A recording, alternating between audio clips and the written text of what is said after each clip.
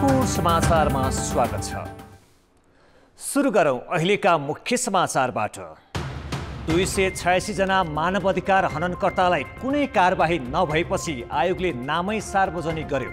सुरक्षा निकायका पूर्व प्रमुखदेखि प्रशासक र माओवादी नेतासम्मै कालो सूचीमा। आज 3750 मा कोरोना भाइरसको संक्रमण देखियो। काठमाडौँ उपत्यकामै आधा भन्दा बढी 19 जनाको ज्यान गयो। मन्त्री परिषद हेरफेरको विषयले नेकपा नेतृत्वमा फेरि टकराव। प्रधानमन्त्री ओलीको एकलौटी सह्य नहुने संस्थापन इतरको चेतावनी। थाइल्यान्डको बैंककमा संकटकालको अवज्ञा गर्दै नागरिक सडकमा।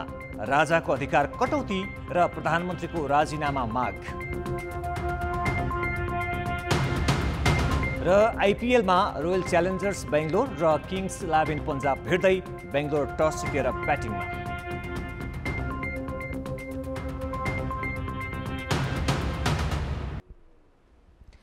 विगत 20 वर्ष यता मानव अधिकारको गम्भीर उल्लङ्घन गरेका व्यक्तिहरूमाथि राज्यले गर्नुपर्ने कारबाही नगरेपछि राष्ट्रिय मानव अधिकार आयोगले उल्लङ्घनकर्ताको सूची नै सार्वजनिक गरेको छ।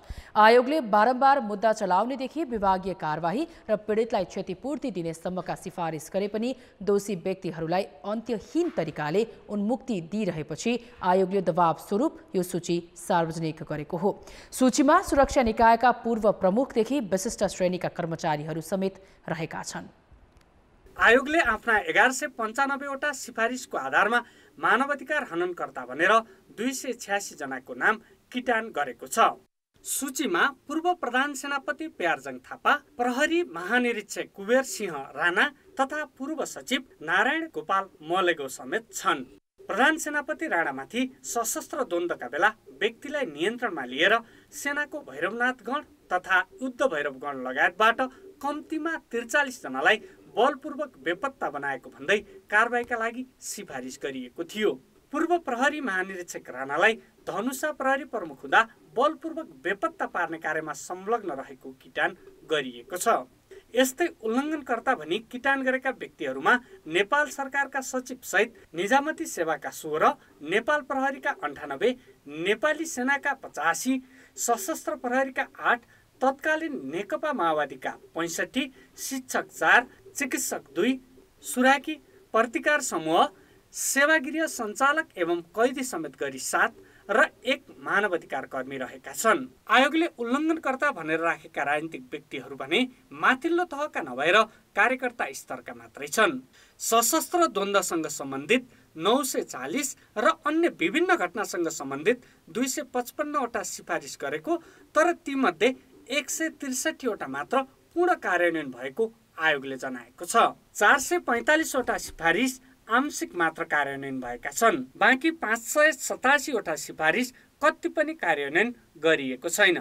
क्षतिपूर्तिका सिफारिस कार्यान्वयन भए पनि उल्लङ्घनकर्तामाथि कारबाही गर्नुपर्ने आयोगका सिफारिस कार्यान्वयनमा सरकार उदासीन देखिएको आयोगको ठहर छ। सिफारिस कार्यान्वयनका लागि बारम्बार ध्यानाकर्षण गराए पनि राज्यले वास्ता नगरेपछि बाध्य भएर सूची सार्वजनिक गर्नु परेको आयोगले जनाएको छ।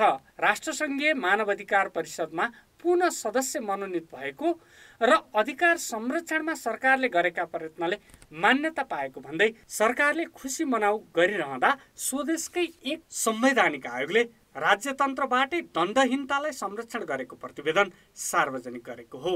संयुक्त राष्ट्रसङ्घीय मानवाधिकार उच्च आयुक्तदेखि घरेलु संवैधानिक आयोगकै प्रतिवेदनले मानवाधिकार उल्लङ्घनका घटनामा दोषी किटान गरेका व्यक्तिले नै राज्यको सेवा सुविधा निर्बाध उपयोग गरिरहेको देखाउँछ।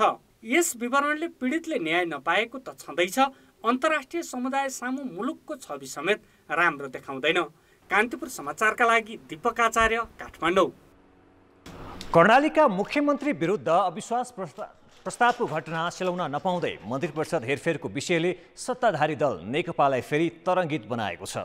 अध्यक्ष पुष्पकमल दाहाल पक्षले प्रधानमन्त्री केपी शर्मा ओलीको एक मना शैली सह्य नहुने चेतावनी दिएको छ भने ओली पक्षले सहमतिमा तिहारपछि हेरफेर गर्ने गरी तत्कालको लागि रिक्त मन्त्रालयमा मन्त्री नियुक्त गरेको दाबी गरेको छ। तर यी घटनाक्रमले बल्ल तल्ल फुटबाट जोगिएको नेकपामा नेतृत्वको टकराव फेरि पुरानै अवस्थामा पुर्याएको देखिन्छ। प्रधानमन्त्री केपी शर्मा ओलीले बुधबार रिक्त रहेका 3 मन्त्रालयमा मन्त्री नियुक्त गर्दै मन्त्री परिषदका 2 सदस्यको जिम्मेवारी हेरफेर गरे। यस निर्णयपछि अर्का अध्यक्ष दाहाल र वरिष्ठ नेता माधव नेपाल पक्षमा आक्रोशको पारो झन बढेको छ। भदौ 26 गते सकिएको स्थायी समिति बैठक लगत्तै मापदण्ड बनाएर मन्त्री परिषद हेरफेर गर्ने भनिए पनि 2 अध्यक्ष बीच कुरा मिलेको थिएन। त्यही बेला बुधबार ओलीले खाली मन्त्रालय आफू निकट 3 नेतालाई जिम्मा लगाएपछि दाहाल खेमा रुष्ट बनेको हो। दाहाल पक्षले प्रधानमन्त्री ओली बाहेकका सबै मन्त्रीले राजीनामा दिएर निश्चित मापदण्डका आधारमा नयाँ नियुक्ति हुनुपर्ने अडान लिएको थियो। पार्टी महासचिव विष्णु पौडेललाई अर्थमन्त्री दिने कुरामा दाहाल सहमत भए पनि अन्य मन्त्रालयमा समेत ओलीले आफ्नै पक्षकालाई नियुक्त गरेपछि दाहाल पक्ष ओलीसँग थप चिडिएको हो। दाहाल खेमाका कर्णालीका मुख्यमन्त्री विरुद्ध ओली खेमाका नेताको अगुवाईमा विद्रोह गरेको घटना लगत्तै भएको संघीय मन्त्री परिषद हेरफेरलाई दाहाल नेपाल खेमाले ओलीको मनपरीका रूपमा बुझेको छ। छाडकाट त पहिलेदेखि नै त्यही हो। मैले भनेको थिएँ नि, यो एउटा युद्ध विराम मात्रै हो। युद्ध अझै जारी छ, युद्ध समाप्त भएको छैन, युद्ध त्यहाँ जारी छ। युद्ध यो कुर्सीकै युद्ध मात्रै हो, न सिद्धान्तको, न विचारको, न देशको स्वार्थको युद्ध होइन। यो कुर्सीको युद्ध हो। यो कुर्सीको युद्ध टुङ्गिनेवाला युद्ध होइन। अब अर्को पक्ष असन्तुष्ट हुन्छ नि, त्यसले आवाज उठाउँछ नि। पार्टी वरिष्ठ नेता माधव नेपालले पनि आफू निकट नेता सुरेन्द्र पाण्डेलाई अर्थमन्त्रीको जिम्मेवारी दिनुपर्ने माग राख्दै आएका थिए। तर ओलीले पाण्डेलाई अर्कै मन्त्रालय लिन प्रस्ताव गरे, जुन पाण्डेले अस्वीकार गरे। दाहालले टिम नै फेर्नुपर्ने अडान राखे पनि ओली आफ्ना विश्वासपात्र गुमाउने पक्षमा थिएनन्। त्यसैले विवादलाई अर्कैतिर मोड्न ओलीले अहिले आफ्ना विश्वासपात्रलाई मात्र समेटेर मन्त्रीमण्डल विस्तार गरे अनि तिहारपछि सहमतिमा हेरफेर गरूला भनेका छन्। होइन, विशेष गरेर अब हिजोको जो मन्त्री थप्ने कुरा भयो, यो पुनर्गठनको प्रक्रिया भन्दा पनि पुरानै पूर्व माओवादी र पूर्व एमालेको बीचको भागबण्डामा जो बीचमा केही मन्त्रीले छोड्नुपर्ने बाध्यता थियो, त्यसलाई फुलफिल गरेको मात्र कुरा हो र समग्र स्थायी समितिको निर्देशन अनुसारको मन्त्रीमण्डल पुनर्गठनको प्रक्रिया मलाई लाग्छ तिहारपछि सुरु हुन्छ। त्यसले मात्र समग्र पार्टीको नीति कार्यान्वयनको चरणमा प्रवेश गर्छ भन्ने मलाई लाग्छ। नेकपाका अध्यक्ष द्वयको गुटगत रणनीति र एकले अर्कोलाई कमजोर बनाउने खेल मुख्यमन्त्रीदेखि मन्त्री परिषद हेरफेरमा चलिरहेको छ। स्थायी समिति र सचिवालय बैठकमा सहमति र एकताका साथ अघि बढ्ने भने पनि व्यवहारमा एकले अर्काका विरुद्ध चालेका यी कदमले फेरि पार्टी संरचनामा धाजा फाट्ने प्रष्ट संकेत गरेको छ। कान्तिपुर समाचारका लागि बाबुराम तिमिल सिन्हा, काठमाडौँ।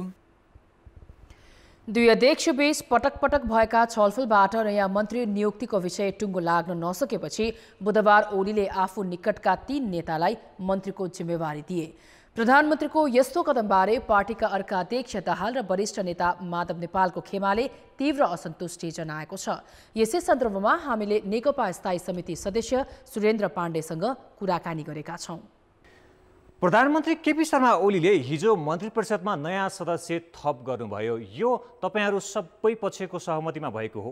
पुनर्गठनको समाचार बाहिर आउने बित्तिकै मैले केही साथीहरूसँग बुझ्ने कोसिस गरेका थिएँ टेलिफोन मार्फत, त उहाँहरूले चाहिँ आफूलाई जानकारी नभएको र यो सहमतिमा हुन खोजेको जस्तो देखिएन। सहमति बेगर नै यो पुनर्गठनको प्रक्रिया अगाडि बढ्यो भन्ने असन्तुष्टि अरू साथीहरूले पनि मलाई गर्नुभयो र मलाई लाग्दछ त्यो सहमति नभइकन पुनर्गठनको सिलसिला अगाडि बढेको जस्तो मलाई लाग्दछ। पार्टी स्थायी समितिले लिएको म्यान्डेट विरुद्ध अथवा त्यसको विपरीत गएर प्रधानमन्त्री केपी शर्मा ओलीले यसरी एक्लै अगाडि बढ्दाखेरि फेरि अब पार्टीमा नयाँ कलह सुरु भयो भन्न सकिन्छ? हिजोको पुनर्गठनले त्यसको सङ्केत देखाएको छ। 80 दिन भनेको सबैभन्दा लामो, संसारभरि नै यति लामो बैठक कहीँ भएको छैन होला। नेकपाले 80 दिनपछि आफ्नो बैठक टुङ्ग्याएको थियो र त्यो टुङ्ग्याइरहँदाखेरिमा अब चाहिँ हामीले समस्या पनि चाहिँ समाधान गऱ्यौँ है भन्ने एउटा विश्वासका साथ हामीले भदौको 26 गते जुन बैठक सकेका थियौँ र त्यो बैठकको निर्णयमाथि दुवै पार्टीका दुवै अध्यक्षले दस्तखत गरेर पार्टीव्यापी रूपमा सर्कुलर जारी भइसकेको केही दिन पश्चात नै त्यो सहमतिको आधारलाई एकातिर पन्छाएर जुन ढङ्गको काम भयो भन्ने मैले बुझेँ र त्यसले चाहिँ स्वाभाविक रूपमा पार्टीभित्र एउटा नयाँ समस्या अथवा हिजो हामी जहाँ थियौँ त्यही फर्केको हो कि भन्ने अवस्था मैले देख्न थालेको छु। अब मन्त्री परिषदको हेरफेरको बाँकी काम तिहारपछि गर्ने भनिएको छ। यसरी एउटै विषयलाई तन्काइरहनुको अर्थ के होला? प्रधानमन्त्री बाहेक सबैलाई बिदा गरौँ र 2 वर्ष पुगेका व्यक्तिहरूलाई बिदा गरौँ र त्यसमा नयाँ व्यक्तिहरू थपौँ भन्ने एउटा प्रस्ताव थियो। पछि केही मान्छेलाई चाहिँ दोहोऱ्याउनु उचित हुन्छ कि भन्ने जस्ता तर्कहरू गर्दा त्यतिसम्म पनि थोरै मान्छेहरूलाई चाहिँ दोहोऱ्याउने र बाँकी चाहिँ एउटा म्यासिभ पुनर्गठनकै कुरा गरेर जाने भन्ने ढङ्गले छलफल हुँदा त्यो पनि हुन सक्छ भन्ने कुरा भएको मैले बुझेको थिएँ। मन्त्रीहरू 3टा नयाँ बनाइए पनि मन्त्री परिषदको चाहिँ एउटा एक प्रकारले भने नि ठुलै हेरफेरको कुरा चाहिँ यसले गरेको छ। एक मन्त्रालयबाट अर्को मन्त्रालयमा व्यक्तिहरूको अदला बदली भएको छ या केही मन्त्रालयहरू चाहिँ सम्बन्धित व्यक्तिहरूबाट लिएर अर्को कामको जिम्मेवारी दिइएको छ। यस खालको स्थिति भएको हुनाले यो सामान्य मन चाहिँ खाली ठाउँ पदपूर्ति गर्ने जस्तो मात्रै कुरा पनि छैन, अलिकति ठुलै चाहिँ रिसफल भएको छ। अब कार्तिक पछि अथवा तिहार पछि पुनर्गठनको आवश्यकता नै पर्ने हो कि होइन त्यो पनि थाहा छैन। त्यसैले पार्टी नेतृत्वको पुरानै शैलीले त शक्ति सङ्घर्ष फेरि बल्झने देखियो नि, होइन? अनि यो अवस्था रहिरह्यो भने त्यसले त्यस्तै तर्फको सङ्केत गरेको मैले देखेको छु। महामारी नियन्त्रण गरेर अगाडि बढ्नुपर्ने बेलामा सधैँ पार्टीमा किचोलो देखिन्छ। सरकारका काम कारबाही अगाडि बढाउने कुरामा प्रधानमन्त्री केपी शर्मा ओलीलाई स्वतन्त्र रूपमा छाडिदिए के हुन्छ? 2-2.5 वर्षदेखि त उहाँ स्वतन्त्रतापूर्वक नै पार्टी सरकार चलाइरहनु भएको छ नि। हामीले त्यस्तो कुनै आपत्ति अथवा कुनै किसिमको कुरा त गरेका छैनौँ। तर यो स्वतन्त्रता हुँदाहुँदै के परिणाम आयो, के चाहिँ नतिजा आइरहेको छ भन्ने कुरा हो नि मुख्य कुरा त। एकीकरणका बाँकी काम पनि अगाडि बढ्न नसक्ने अनि सरकारले पनि गति लिन नसक्ने हो भने नेकपाले भोलि जनताको अगाडि कसरी मुक्ति गाउँछ त? यो गम्भीर प्रश्न छ। किन गम्भीर प्रश्न छ भने यो ढङ्गले न एकता 10 दिनमा एकताको बाँकी काम गर्ने भएर अस्तिको सचिवालयले निर्णय गर्यो 10 दिन होइन 1 महिना हुन लाग्यो, त्यसले पनि कुनै पूर्णता लिन सकेन। सरकार चाहिँ सहमतिमा गर्ने भन्ने कुरालाई बिचैमा छोडेर अर्को बाटो हामी लाग्न खोजेको जस्तो देखिन्छ। त्यसो भएपछि त यी अरू सबै कुरालाई चाहिँ के भनेदेखि प्रभाव पार्ने म देखिरहेको छु। त्यसनाले यो समग्र नेकपाकै लागि नै एउटा यसको भाग्य भविष्यमा नै एउटा गम्भीर प्रश्न चाहिँ खडा हुन खोजेको हो कि भन्ने मलाई लाग्न थालेको छ। गम्भीर आशंकामा छु म। 3 महिना चलेको स्थायी समिति त्यसपछिका सचिवालय बैठकले गरेका सहमति भन्दा पछाडि फर्कियो पार्टी भन्दा हुन्छ? अब कामले त त्यही देखियो नि। किन भन्दा सहमति भएन भनेर चाहिँ अर्को अध्यक्षले भनिसकेपछि या चाहिँ सचिवालयका सदस्यहरूले बिचमा छलफल गरेर त्यो अस्ति गरिएका सहमतिलाई भन्दा भिन्न ढङ्गले निर्णय लिइयो भन्ने बित्तिकै त सहमति एकातिर भयो काम अर्कोतिर भयो भन्ने त देखियो नि त। ब्रेकपछि समाचारमा स्वागत छ। आज 3749 जना थपिएपछि कोरोना भाइरस संक्रमितको संख्या 1,21,700 नाघेको छ। तीमध्ये 49,539 जना काठमाडौँ उपत्यकाका हुन्। उपत्यकामा आज 1935 जना थपिएका छन्। भाइरसका बिरामी मध्ये थप 19 जनाको मृत्यु भएको छ। 16,598 नमुना परीक्षण गर्दा थपिएका संक्रमित मध्ये काठमाडौँका 1693, भक्तपुरका 134 र ललितपुरका 108 जना हुन्। सक्रिय संक्रमितको संख्या 36,533 पुगेको छ। तीमध्ये 24,194 जना घरमै छन्। घरमा बस्ने संक्रमित मध्ये 54% उपत्यकाका हुन्। यस्तै भाइरसका 314 बिरामीको आइसियु र 68 बिरामीको भेन्टिलेटरमा उपचार भइरहेको छ। भाइरसका कारण ज्यान गुमाउनेको संख्या 694 पुगेको छ। 94 जनाले पछिल्लो 6 दिनमा ज्यान गुमाएका हुन्। अहिलेसम्म ज्यान गुमाउने भाइरसका बिरामी मध्ये 33% उपत्यकाका हुन्। नयाँ संक्रमित र निको हुनेको संख्या आज बराबर जस्तै छ।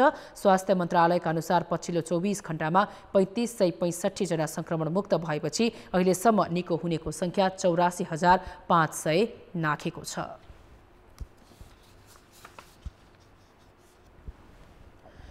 कोरोना भाइरसका बिरामीको उपचारमा प्रयोग हुने खोप विकास नभए पनि अहिले रेमडेसिभिर औषधि प्रयोग गर्ने गरिएको छ। बिरामीलाई केही सहज गराउने यो औषधि नेपालमा चिकित्सकीय परीक्षणमा छ।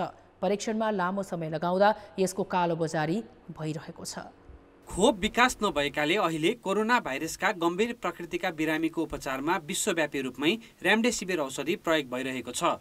नेपालमा पनि गम्भीर प्रकृतिका बिरामीले यो औषधिको प्रयोगबाट केही सहज अनुभव गरिरहेका छन्। तर यो औषधि बजारमा सहजै भने पाइँदैन। चिकित्सकले सिफारिस गरे पनि बिरामीका आफन्तले औषधि पाउन धेरै मूल्य तिर्नुपर्छ। डाक्टर साहब, मैले त 15,000 मा मलाई दिइराखेको छ, के गरौँ, लिऊ कि नलिऊ हैन, मलाई फोन गर्नुभयो। अनि मैले भने 15,000 को त्यो ब्ल्याक मार्केट हो, 7,000 मा पाउने उस्तै तपाईँ 15,000 मा लिनुभयो भने त त्यो ब्ल्याक मार्केटलाई प्रमोट गर्ने हो। त्यही भएर बिरामीलाई म फेरि इभ्यालुएसन गर्छु, 1 दिन 2 दिन पर्खेर हुन्छ कि भनेर उहाँलाई मैले त्यतिखेर रोकेँ। तर भोलिपल्ट हामी फेरि बिरामीलाई बिहान मैले हेर्दा रातिको कुरा हो, भोलिपल्ट बिरामीलाई फेरि एनालाइसिस गरेँ। एनालाइसिस गर्दाखेरि हैन यो त दिनुपर्ने रहेछ मैले भने, हैन। अब त्यसपछि गएर हुन त त्यतिखेर हाम्रोमा आइसक्यो स्टक, त्यतिखेर आइसकेको थियो। भोलिपल्ट अघिल्लो दिन हाम्रो सर्टेज थियो, भोलिपल्ट आइसकेको थियो र हामी युज गर्यौं। विभिन्न देशले राम्रो प्रभाव भएकाले आपतकालीन प्रयोग अधिकारको प्रावधान बनाई बिक्री वितरण गरिरहेका छन्। नेपालमा औषधि व्यवस्था विभागले अनुमति दिएका कम्पनीले अस्पताललाई उपलब्ध गराउँछन्।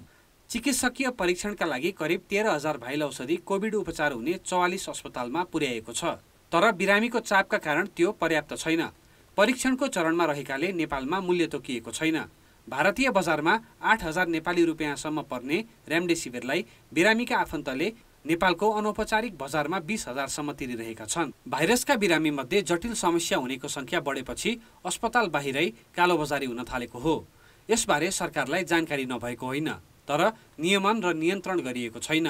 औषधिको प्रभावकारिताबारे प्रतिवेदन सरकारलाई बुझाउने तयारी भइरहेको स्वास्थ्य अनुसन्धान परिषदको भनाइ छ। पोजिटिभ फाइन्डिङ आएर त ठिक छ भन्ने स्थिति आयो भने अब नेपाल सरकार डिडिए सँगै चाहिँ इमर्जेन्सी अथराइजेसनको चाहिँ प्रावधान हुनुपर्ने हैन, त्यो अहिलेसम्म भएको रहन्छ। मलाई लाग्छ इमर्जेन्सी अथराइजेसन लागि स्वास्थ्य तथा जनसङ्ख्या मन्त्रालयले अगाडि फरवार्ड गरिसकेको छ, मैले बुझेको हैन। कार्यविधि चाहिँ अन्यमै जानुपर्छ भन्ने बुझेको छु हैन। र त्यो जतिसक्दो छिटो चाहिँ फाइनल भयो भने यहाँले भने जस्तै चाहिँ तपाईँको यो देशको फाइन्डिङ ठिक छ भन्ने आउँदाखेरि औषधि चाहिँ तपाईँको सम्बन्धित अस्पतालहरूले किनेर दिने बिरामीलाई हैन, तपाईँको उपचारहरू गर्ने र त्यसको रेकर्ड चाहिँ एनएचआरसीले राख्ने खालको भनिदियो भने भोलि स्टडी पनि हुँदै जान्छ र बिरामीले चाहेको औषधि पनि प्राप्त गर्न सक्छन् र कालोबजारी पनि रोकिन्छ। सरकारले बिक्रीका लागि अनुमति दिए बजारमा सहजै पाउन सकिन्छ। यसैले परीक्षण लम्ब्याएर कालोबजारी गर्नेलाई मौका दिइरहने भन्दा सहज र सुलभ बनाउनेतर्फ सरकारले ध्यान दिनुपर्ने चिकित्सकहरूको सुझाव छ। कान्तिपुर समाचारका लागि कृपाल गौतम, काठमाडौँ। सर्वोच्च अदालतले कोरोना भाइरस संक्रमितलाई परीक्षाबाट वञ्चित गर्ने निर्णय कार्यान्वयन नगर्न लोकसेवा आयोगलाई अन्तरिम आदेश दिएको छ। न्यायाधीश सपना प्रधान मल्लको इजलासले संक्रमित व्यक्तिलाई परीक्षामा सहभागी नगराउने मापदण्ड कार्यान्वयन नगर्न आज अन्तरिम आदेश दिएको हो। लोकसेवाको मापदण्ड संविधान प्रदत्त रोजगार गर्न पाउने हक, समानताको हक र स्वास्थ्य अवस्थाको आधारमा विभेद विरुद्धको हक विरुद्ध भएको सर्वोच्चको ठहर छ। सर्वोच्चले आवेदन बुझाएका सबैले सुरक्षित तरिकाले परीक्षा दिने व्यवस्था गर्न आदेश दिएको छ। लोकसेवाले संक्रमित व्यक्तिले परीक्षा दिन नपाउने गरी असोज 12 मा मापदण्ड बनाएको थियो। त्यसविरुद्ध शैलेन्द्र अम्बेडकरले रिट दायर गरेका थिए। सरकारले 60 वर्ष मुनिका एकल महिला र अति अशक्त अपाङ्गता भएका व्यक्तिको रोकिएको सामाजिक सुरक्षा भत्ता दिने भएको छ। मन्त्री परिषदले भत्तालाई निरन्तरता दिने निर्णय गरेपछि राष्ट्रिय परिचय पत्र तथा पञ्जीकरण विभागले निर्णय कार्यान्वयनको लागि सबै स्थानीय तहलाई पत्राचार गरेको छ। बजेटमै सबै प्रकारका सामाजिक सुरक्षा भत्तालाई निरन्तरता दिइए पनि गृह मन्त्रालयले सामाजिक सुरक्षा ऐनलाई बाधक देखाएर भत्ता रोकेको थियो, जसका कारण दशैंको मुखमा करिब 4 लाख लाभग्राही भत्ताबाट वञ्चित भएका थिए। मन्त्री परिषदको मङ्गलबारको निर्णयपछि 60 वर्ष मुनिका एकल महिलाले मासिक 2,000 र अति अशक्त अपाङ्गता भएका व्यक्तिले 1,600 रुपैयाँका दरले भत्ता पाउने भएका छन्। कहिलेकाहीँ घरभित्र हुने सानो गल्तीले ठुलो दुर्घटना निम्त्याउन सक्छ। बिहिबार काठमाडौँको सोह्रखुट्टेमा त्यस्तै भयो। एउटा घरमा ग्यास बाल्ने क्रममा पाइपमा आगो सल्किँदा सिलिन्डर नै पड्किएर 4 तले घर पक्की घर नै मात्रै क्षति भएन, 11 जना घाइते भएका छन्।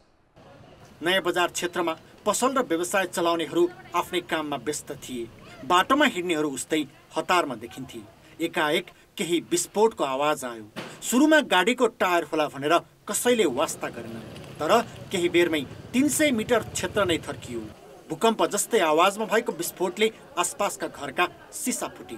सुरक्षाकर्मी पुग्दा भित्री गल्लीको नीलकुमारी छेत्रीको घरका अधिकांश संरचना ध्वस्त देखिन्थे।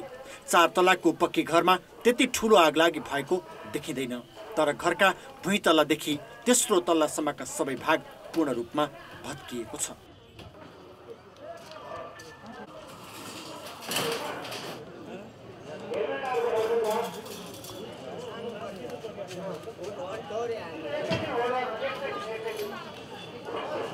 200 मिटर आसपासका 10 घरमा समेत क्षति पुगेको छ। माहौल अलिअलि मान्छेहरू हिँडिरहेको थियो होइन, धेरै थिएन, मान्छेहरू आवत भइरहेको थियो, सामान्य थियो। एकैचोटि पड्किसकेपछि चाहिँ अनि मान्छे सबै भागाभाग भयो। हुन त पहिले नि ग्यास पड्केको थाहा छ मलाई, एकै ठाउँमा 70-80वटा हाम्रो तातो पानीमा पड्केको हो, तर यहाँ चाहिँ यसरी पड्केको चाहिँ थाहा छैन। टाढासम्म हाने, टाढा धेरै एरे त्यसरी हाने कि। विस्फोटमा परि 11 जना घाइते भएका छन्। घाइते मध्ये 1 जनाको अवस्था गम्भीर छ। प्रहरी तथा सेनाको विपद उद्धार टोलीले जोखिममा रहेका भग्नावशेष हटाएको छ। ग्यास बाल्ने क्रममा पाइप सल्किएको र घरमा रहेका 2 सिलिन्डर विस्फोट भएको प्रहरीको प्रारम्भिक आकलन छ। आगो लाग्ने बित्तिकै सबै भागेकाले ठूलो मानवीय क्षति हुन भने पाएन। माथि चाहिँ एक्कासी ग्यासमा आगो लागेर देखेपछि त्यहाँ छिमेकीले कराएपछि उहाँहरू पनि त्यहाँबाट हिँड्नुभयो र त्यो ग्यास नै तत्कालै पड्केर चाहिँ यो घटना घटेको देखिन्छ। वरिपरि चाहिँ यो इकोले गर्दाखेरि पनि त्यो ग्यास पड्केको अब सबैले देखेकै हो, ग्यासमा आग लागि भएको र त्यो इकोले गर्दाखेरि चाहिँ ठुलो साउन्ड आएर त्यो विस्फोट भएर यो चाहिँ सिसाहरू फुटेको जस्तो देखिन्छ। एउटा घरमा भएको ग्यासमाथिको सानो लापरवाहीले कतिसम्म ठुलो दुर्घटना निम्त्याउन सक्छ भन्ने यो एउटा सबैका लागि पाठ हुन सक्छ। त्यसैले घरमा चलाउने ग्यास अथवा कुनै पनि संवेदनशील वस्तुको प्रयोगमाथि आफै सचेत हुन जरुरी छ। कान्तिपुर समाचारका लागि क्यामेरामा हेमन्त कटुवालका साथमा रमेश धमला, काठमाडौँ।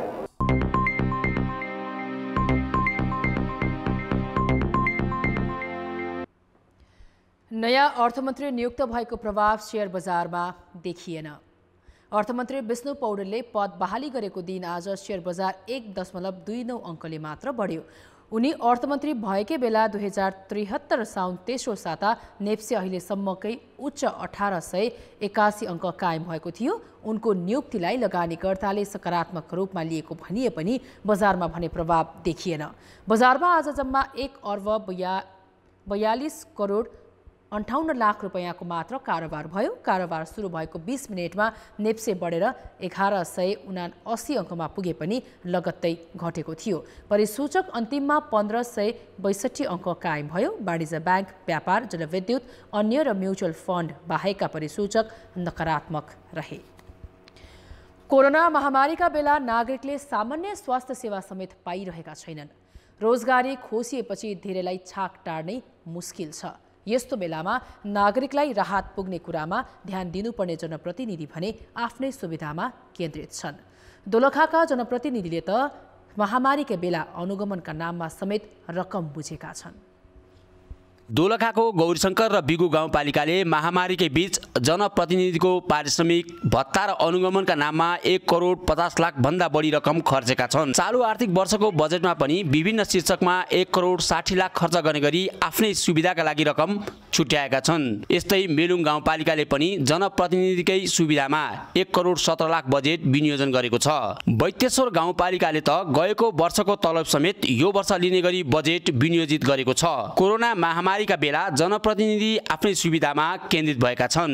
मेलुङ गाउँपालिकाले बजेट बनाउँदाखेरि जनप्रतिनिधिहरूलाई आधार मानेर बजेट बनाएको छैनन्। स्थानीय तहलाई समृद्ध बनाउन र त्यसलाई विकासले पूर्ण बनाउन, जनताको चाहनाहरूलाई पूर्ति गर्नको लागि त्यहाँ गएको हुनाले स्थानीय तहले जनताको मागलाई ध्यानमा राखेर बजेट बनाउनु गरेको छ। विकास योजनाको लागि मात्रै हामीले त्यसरी छुट्याएको छौँ, जनप्रतिनिधिको हितको लागि भनेर कुनै पनि चिज प्रदेश सरकारले बनाएर पठाएका नियमभन्दा बाहिर फाल्टु जनप्रतिनिधि केही पनि लिएको छैन।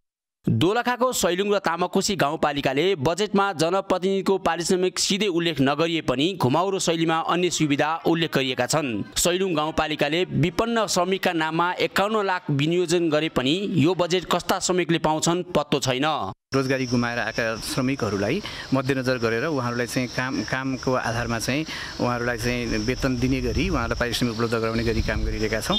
त्यसको लागि चाहिँ कार्यविधि बन्दैछ। दोलखाका 9 मध्ये 7 स्थानीय तहले बजेटमा कोरोना बारे कतै उल्लेख समेत गरेको छैनन्। तर आफ्नो सेवा सुविधामा भने गएको वर्षभन्दा 10 देखि 15% बढाएर बजेट ल्याएका छन्। कान्तिपुर समाचारका लागि केदार शिवाकोटी, दोलखा। ब्रेकपछि समाचारमा पुनः स्वागत छ। 21वटा साना वाम दलहरूको गठबन्धनले अमेरिकासँगको अनुदान सम्झौता MCC खारेजीको लगायतका माग गरी राजधानीमा प्रदर्शन गरेका छन्। मोहन वैद्य नेतृत्वको नेकपा क्रान्तिकारी माओवादी, सीपी मैनाली नेतृत्वको नेकपा माले, चित्रबहादुर केसी नेतृत्वको राष्ट्रिय जनमोर्चा लगायत दलले अमेरिका र भारतसँगका असमान सम्झौता खारेज गर्न माग गर्दै माइती घरमा प्रदर्शन गरेका हुन्। उनीहरूले सरकारले महामारी नियन्त्रण र जनजीविकाका पक्षमा काम गर्न नसकेको आरोप समेत लगाए। अब जनमतको अन्तिम परिणाम। जनमतमा हिजो हाम्रो प्रश्न थियो, कोरोना संक्रमितलाई लोकसेवाको परीक्षाबाट वञ्चित गर्ने निर्णयलाई के भन्नुहुन्छ? ए परिस्थितिको बाध्यता, बी विभेदपूर्ण र सी व्यवस्थापकीय अक्षमता। जनमतको अन्तिम परिणाम यस्तो छ, ए परिस्थितिको बाध्यतामा 23%, बी विभेदपूर्णमा 19% र सी व्यवस्थापकीय अक्षमतामा 58% मत प्राप्त भएको छ। अब जनमतमा आजको प्रश्न।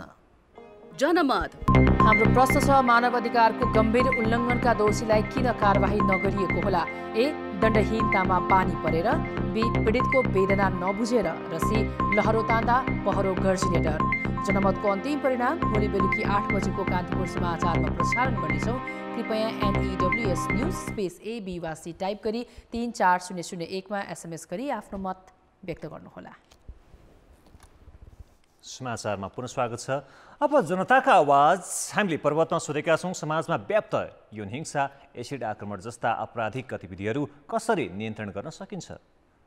जनताको आवाज। सरकारले चाहिँ लाइसेन्स प्राप्त नागरिकहरूलाई मात्र एसिड बिक्री वितरण गर्यो भने यो केही मात्रामा कम हुन सक्छ। नीति नियमहरू लागू भएछन्, त्यो नीति नियमलाई पनि एकदम कार्यान्वयन गर्नुपर्छ। मानिसमा चाहिने घमण्डीपन धेरै भयो र घमण्डीले गर्दाखेरि यो अनैतिक व्यवहार हुन गएको छ। आफू आत्मविश्वास लिएर हिँड्न सक्यो भने आफूमाथि कसैले आक्रमण गर्न पनि सक्दैन। हाम्रो सोचमा महिला अलिक कमजोर हुन्, पुरुष अलिक केही गर्न सक्छन् भन्ने मानसिकताले हामी ग्रसित छौँ। त्यही भएर अपराधी खोज्नतर्फ लाग्यौँ, यसको घटनाको न्यूनीकरणतर्फ लाग्न सकेनौँ। यसको लागि नीति चाहिँ कडाई गर्नुपर्छ। बलात्कारका केसहरू चाहिँ फाइनेन्सियल सपोर्ट दिएर यसलाई चाहिँ हटाउन खोज्ने, नेताहरूको ठुल्ठुलो बोली लागेर चाहिँ यसलाई हटाउने कोसिस गरिन्छ, यो चाहिँ गर्नु भएन। पहिला त हामीले नैतिकतालाई र नैतिक शिक्षालाई महत्त्वपूर्ण ध्यान दिनुपर्ने हुन्छ। त्यस्तै चाहिँ हामीले सामाजिक सञ्जालको सही सदुपयोग गर्दै आफूले नजानेको नचिनेको मान्छेहरूसँग बढी सम्पर्कमा नआउने। समाजमा पुनर्जागरण ल्याउनु जरुरी छ। राजनीति डेमोक्रेटाइजेसन हुन जरुरी छ। सही मान्छे सही ठाउँमा, राइट इन राइट प्लेस हुन जरुरी छ। पोचमुनि मान्छेहरू त अब त्यसै गायब भएका छन्। त्यो गायब नहोस्, न्याय भन्ने चिज सबैले पाओस्, चाहे सानो होस्, चाहे ठुलो होस्, चाहे गरिब होस्, चाहे धनी होस्। धनमा मात्रै यो सरकार नबिकोस्।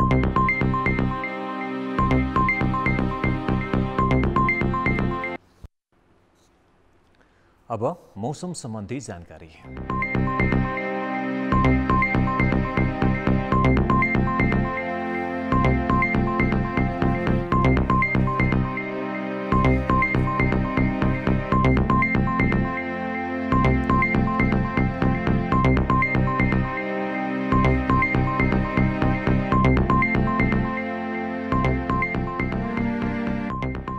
कान्तिपुर टेलिभिजन हेर्दै गर्नुहोला। नमस्ते।